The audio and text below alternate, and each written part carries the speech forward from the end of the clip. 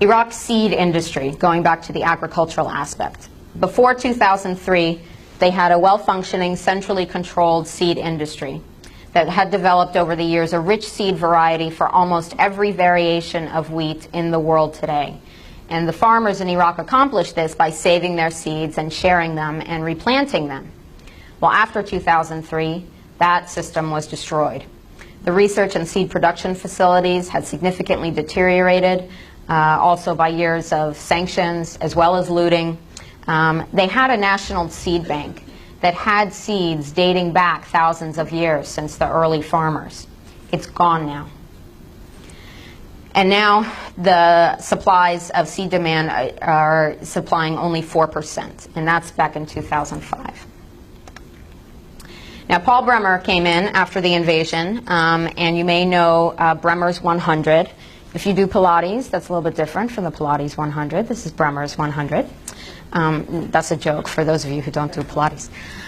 His first 100 orders, which were decreed, and no elected Iraqi government that comes after Bremer has the power to alter them, which is apparently the foundation of a democracy in someone's book, not the dictionary. Anyway, Order 81 is important because it affected the agriculture in Iraq, and it's got a legal name: Patent Industrial Design, Undisclosed Information, Integrated Circuits, and Plant Variety Law. Well, through all the legalese, basically what Order 81 says is that farmers shall be prohibited from reusing seeds of protected varieties or any variety mentioned in items 1 and 2 of paragraph C, blah, blah, blah. So basically what it says is Iraqi farmers are not allowed to save seeds. They are not allowed to share seeds, no sharing, and they are not allowed to replanted harvested seeds. Now, why would Paul Bremer do this?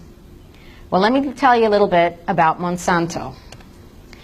Monsanto has terminator seeds, genetically engineered seeds that, as you probably know, produce plants that do not make seeds, which makes farmers dependent on the corporation for seeds every year. Now, Monsanto and Dow Chemical and the Cargill Corporation, they all have an interest here because they're all manufacturing either the seeds or the chemicals to treat those plants with. And they need a place, a laboratory, if you will, to try out their new toys. So, Cargill Corporation, a grain conglomerate, their former vice president, Daniel Amstutz, was made the agricultural advisor to Iraq, also a former USDA official.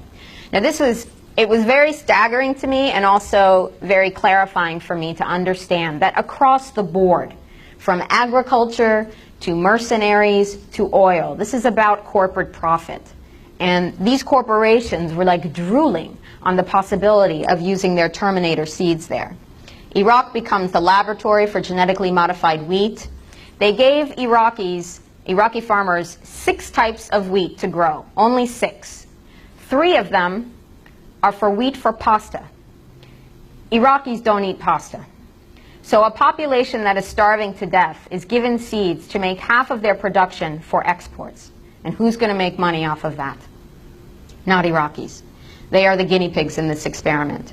And despite the food insecurity that is at heightened, desperate levels today, the food rationing system that started back in 1990 is due to be terminated next month. That's thanks to the influence of the World Bank and the IMF. This means starvation, which pushes people to be more dependent on any crumbs that the corporations hand to them. Sick and wrong.